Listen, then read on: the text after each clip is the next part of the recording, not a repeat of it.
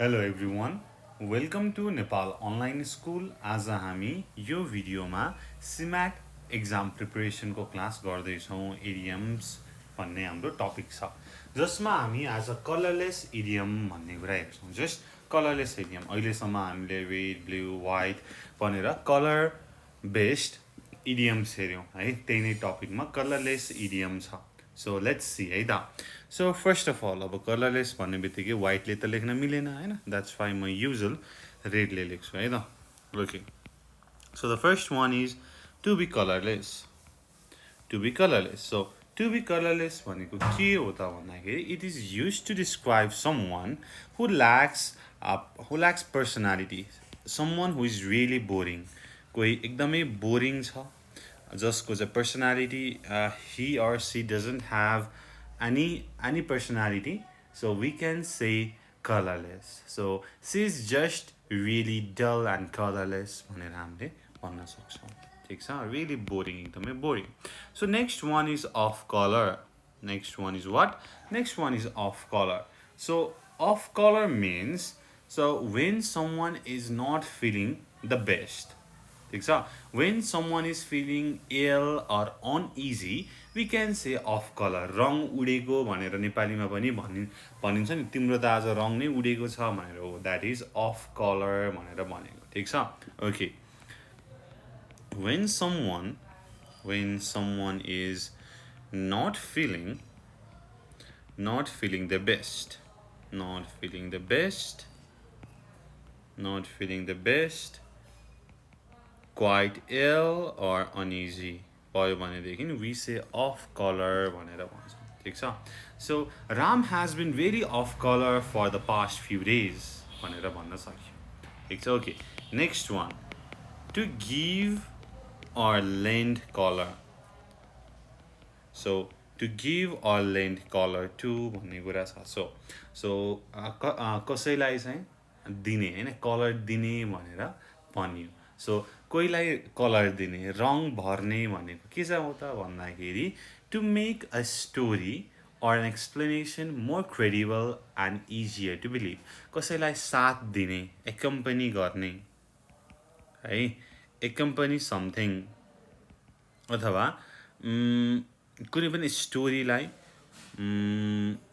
or like एक्सप्लेनेसनलाई more credible बनाउने कुरा. एजेन्ट भनौँ न, क्याटलिस्ट भनौँ न. हो, that is give or lend colour to. यसको एउटा example, the music in the play helped to lend colour to the performance of the actors भनेर भन्न मिल्यो. जुन प्ले, नाटकमा म्युजिक थियो त्यसले चाहिँ अझै बढी क्रेडिबल बनायो जुन चाहिँ पर्फर्मेन्स, एक्टरहरूको पर्फर्मेन्सलाई भनेर भनेको छ. Okay. Next is really important. That is sell under false color. Sell under false color भनेर छ. Sell under false color भनेको गलत कलरमा चाहिँ सेल गर्नु भन्ने कुरा भयो होइन. That is what? Pretend to be something that one is not. अरू भनेर प्रिटेन्ड गर्ने. Pretend to be something that one is not. That one is not एउटा जो रियल आइडेन्टिटी हो ऊ चाहिँ होइन होइन. सो अरू नै भनेर प्रिटेन्ड गर्ने चाहिँ सेल अन्डर फल्स कलर भनेर भयो. ठिक छ. So I think Ram is sailing under false colour. I don't think he really understand what he is suppose to be doing. सो म चाहिँ डक्टर हुँ भन्ने तर पढ्न चाहिँ नपढेको. So that is sail under false colour. अरूको आइडेन्टिटी, अरूकै म अरू हो भनेर चाहिँ भन्ने है, प्रिटेन्ड गर्नेलाई सेल अन्डर फल्स कलर भनेर भनियो. नेक्स्ट इज लोकल कलर भनेर भनिन्छ. ठिक छ. लोकल कलर भनेर भनिन्छ. सो लोकल कलर भनेको चाहिँ it is use to describe the traditional feature of a place. कुनै पनि एउटा प्लेसको traditional feature. So okay.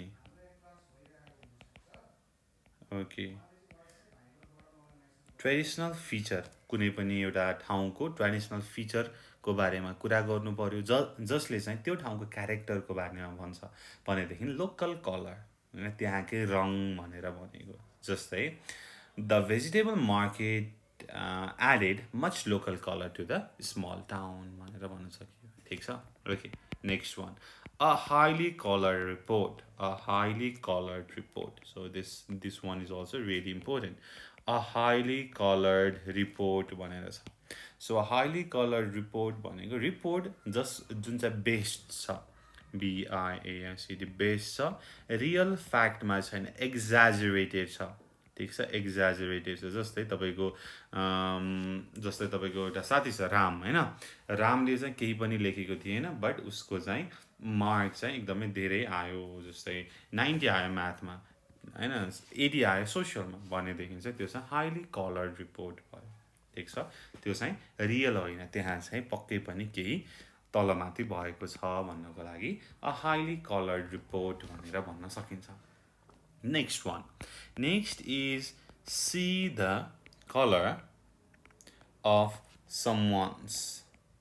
See the color of someone. Someone. Okay.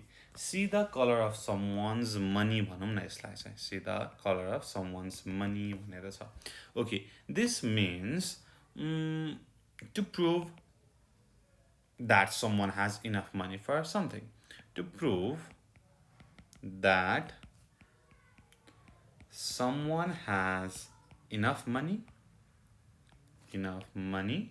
for something केही कुराको लागि पर्याप्त पैसा छ भन्ने प्रुफलाई चाहिँ see the color of someone's money भनेर भन्न सकियो ठीक छ जस्तै the antique dealer wouldn't let me touch the items I agreed to purchase until he saw the color of my money मेरो चाहिँ पैसाको कलर देखेपछि चाहिँ उसले चाहिँ मलाई छुनलाई चाहिँ एग्री गर्यो भन्ने कुरा मात्रै छ है त भनेको सो हजार नोट थियो होला हैन ओके सो ठीक छ see colour of someone money चाहिँ मसँग टन्नै पैसा छ भनेर चाहिँ त्यहाँ चाहिँ देखाउने भन्ने कुरा भयो okay next one is chase rainbows so chase rainbows is something when someone tries to achieve that is difficult or impossible to achieve when someone tries to get or achieve something that is impossible to achieve that is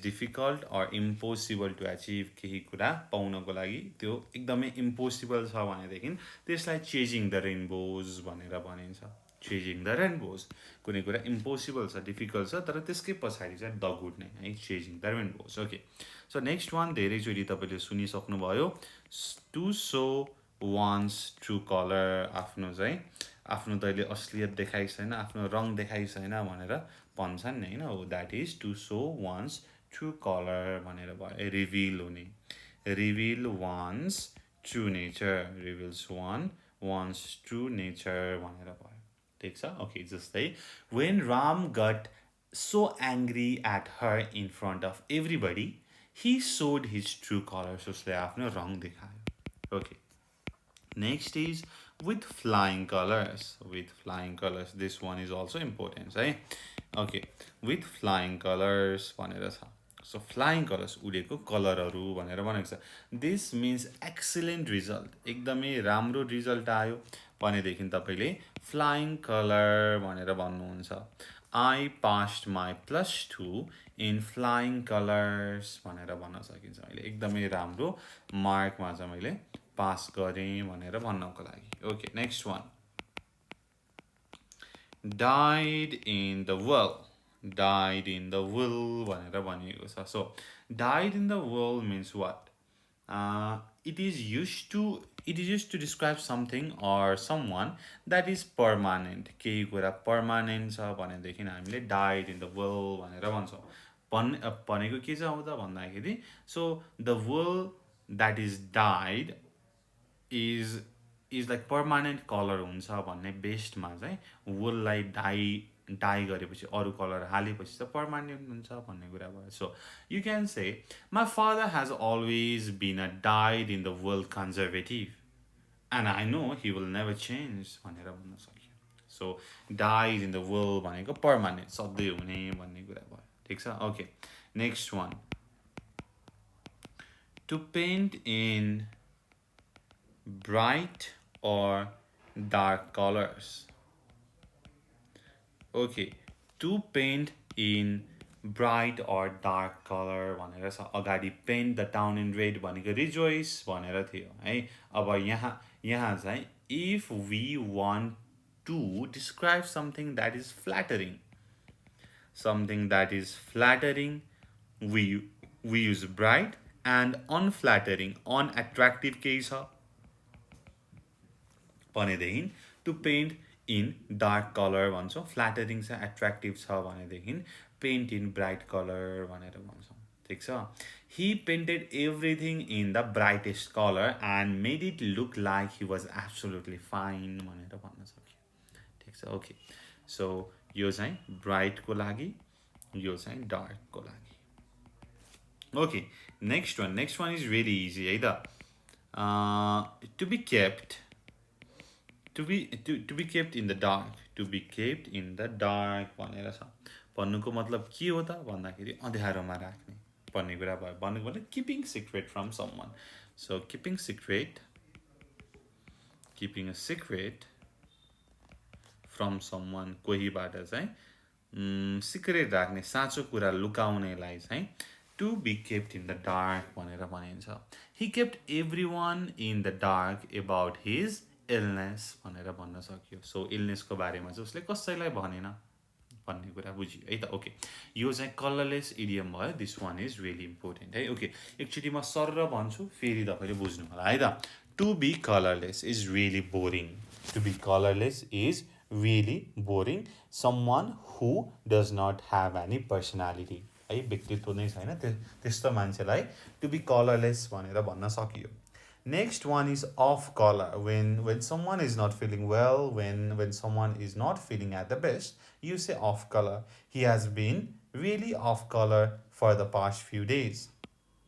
To give color or to lend color भनेर छ ठिक छ तिमी मेरो जिन्दगीमा आएर मेरो जिन्दगीमा रङ भर्यो भनेर हुन्छ नि हैन that is to lend or to give color भनेर भयो accompany समथिङ भन्ने कुरा भयो अथवा कुनै पनि स्टोरी कुनै पनि एक्सप्लेनेसनलाई मोर क्रेडिबल बनाउने भन्ने कुरा भयो next one sail under false colour भनेर छ so sail under false colour भनेको pretend to be something that one is not आफू त्यो कुरा होइन तर पनि त्यो हो जस्तै प्रिटेन्ड गर्ने ओके लोकल कलर भनेको ट्रेडिसनल फिचर जसले चाहिँ एउटा पार्टिकुलर फिचरलाई चाहिँ जनाउँछ एउटा क्यारेक्टरलाई जनाउँछ भन्ने कुरा भयो अ हाइली कलर्ड रिपोर्ट भनेको biased report exaggerated report real report होइन त्यसमा चाहिँ छेडखानी भइएको छ भनेर भयो है see the colour of someone's money भनेर मसँग यति पैसा छ है भनेर प्रुभ गरेँ म धनी छु भनेर भन्नको लागि चाहिँ see the colour of someone's money भनेर भन्न सकियो